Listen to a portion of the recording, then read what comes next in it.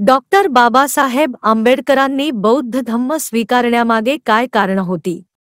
14 October 1956 ला दसऱ्याच्या दिवशी बाबासाहेब आंबेडकरांनी बौद्ध धर्माची दीक्षा घेतली.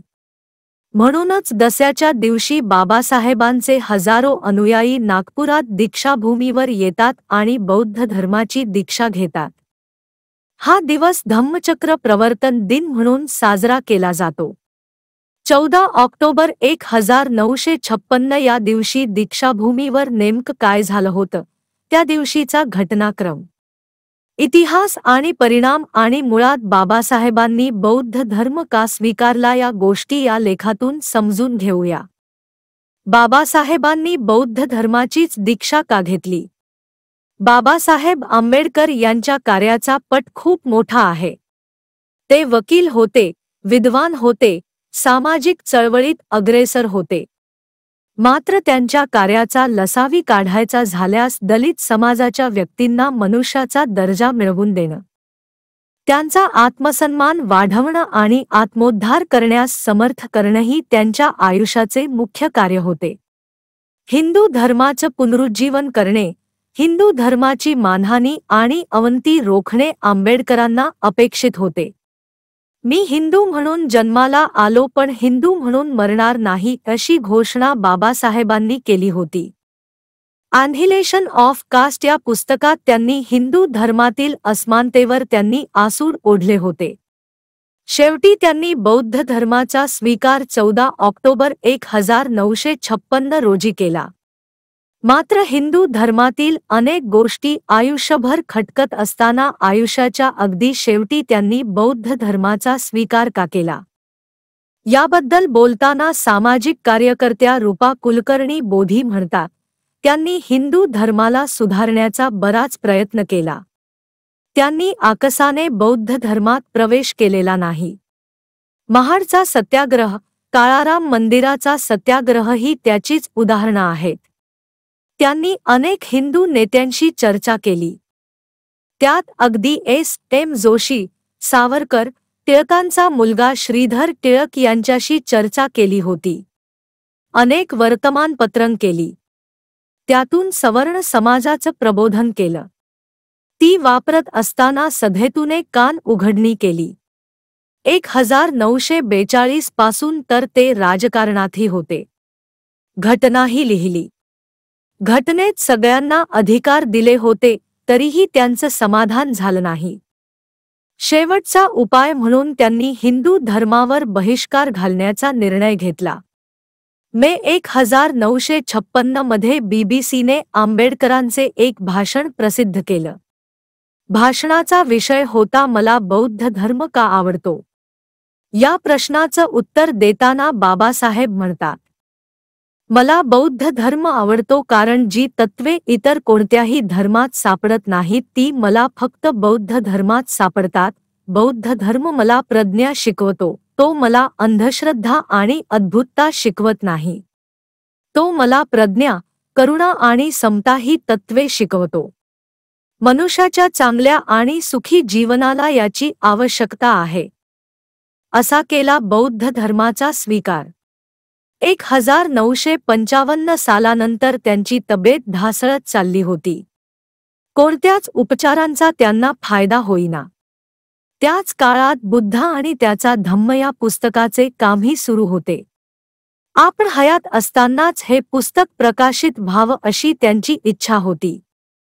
24 मे 1956 ला आपण ऑक्टोबर महिन्यात बौद्ध धर्माची दीक्षा घेणार असल्याची घोषणा केली. बाबासाहेबांची प्रकृती खंगतच चालली होती. आपल्या समाजाच्या लोकांसाठी आपण काहीच करू शकलो नाही अशी बोच त्यांना लागली होती. राहिलेल्या अनेक गोष्टी त्यांना करायच्या होत्या. दीक्षा समारंभ कुठे करायचा यावर चर्चा सुरू झाली तेव्हा बाबासाहेबांनी नागपूर हे स्थळ निवडलं. बुद्धधर्मीय नागलोक यांची ती पुण्यभूमी आहे, त्यामुळे बौद्ध धर्माचं चक्र गतिमान करण्यासाठी त्यांनी नागपूरची निवड केली. जर सर्व भक्तांनी धर्मांतर केलं नाही तर कसं, ही भीती एकाने व्यक्त केली. तेव्हा आता धर्मांतराचा विषय पुढे ढकलू शकत नाही. ज्यांना माझ्याबरोबर धर्मांतर करायचं आहे त्यांनी ते करावं असं बाबासाहेब म्हणाले. 23 सप्टेंबर 1956 ला त्यांनी एक पत्रक काढलं आणि 14 ऑक्टोबर 1956 ला आपण धर्मांतर करत असल्याचं जाहीर केलं. त्यासाठी तेव्हाचे सर्वात वयोवृद्ध भिक्खू महास्थवीर चंद्रमणी यांना पाचारण करण्यात आलं. आंबेडकर आणि त्यांची पत्नी 11 ऑक्टोबरला नागपुरात आले. बाबासाहेब नागपूरला आल्याचे कळताच अस्पृश्य वर्गाचे अनेक लोक आठवडाभरापासून नागपुरात येऊ लागले. अनेकांनी पांढऱ्या रंगाचे कपडे खरेदी केले. बाबासाहेब करे पुकार बौद्ध धर्म का करो स्वीकार अशा घोषणा नागपुरात दुमदुमल्या आणि तो दिवस उजाडला. 14 ऑक्टोबरला सकाळी काळी उठले. कोरा करकरीत पांढरा लांब कोट, पांढरा सदरा, पांढरे धोतर परिधान करून डॉक्टर आंबेडकर सकाळी श्याम हॉटेलमधून दीक्षाभूमीवर यायला निघाले. तिथे पोहोचताच प्रचंड जनसमुदायाने त्यांचं स्वागत केलं. जेव्हा ते व्यासपीठावर उभे राहिले तेव्हा टाळ्यांचा कडकडाटाने आसम्मत निनादून गेला. व्यासपीठावरच्या एका टेबलावर बुद्धाची लहान मूर्ती ठेवण्यात आली होती. त्याच्या बाजूंना 2 वाघ होते. व्यासपीठावर धर्मोपदेशक बसले होते.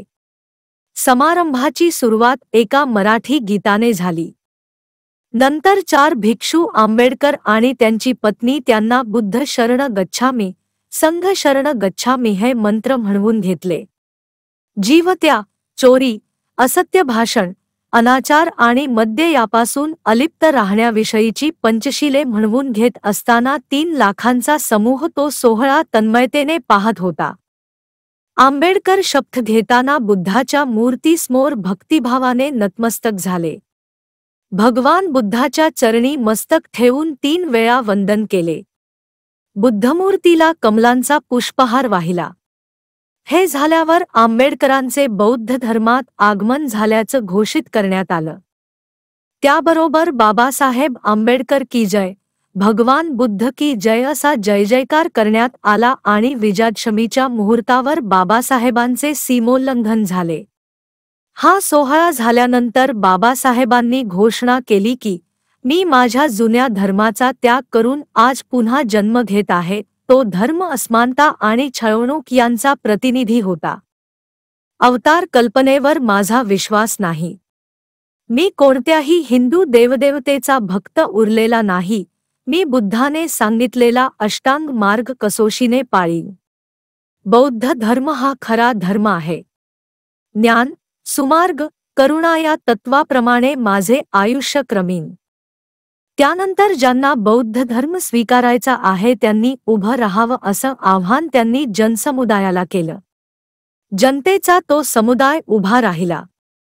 त्यांना 5 शपथा, पंचशील आणि 22 शपथा म्हणाव्यास सांगितल्या. त्या दिवशी जवळजवळ 3 लाख लोकांनी बौद्ध धर्माचा स्वीकार केला. बाबासाहेबांच्या कृतीचा परिणाम.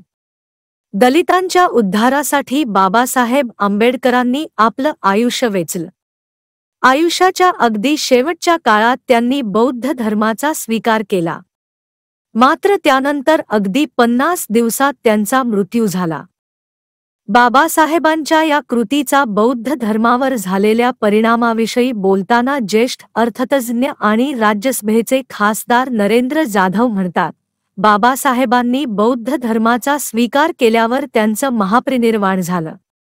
त्यामुळे बौद्ध धर्माचा प्रसार करण्याचं त्यांचं उद्दिष्ट पूर्ण झालं नाही. 14 ऑक्टोबर नंतर मुंबईत धर्मांतराचा मोठा सोहळा ठेवण्यात आला होता. त्यात प्रल्हाद केशव अत्रेंपासून अनेक नेते त्यात सहभागी होणार होते. मात्र त्यात आंबेडकरांना सहभागी होता आलं नाही.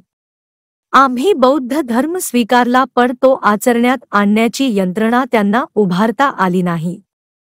ती यंत्रणा उभी राहिली मात्र आपापल्या पद्धतीने. अनेक ठिकाणी बौद्ध धर्माचं आचरण करण्यात येतं पण त्याबद्दल प्रत्येकाची थिअरी असते.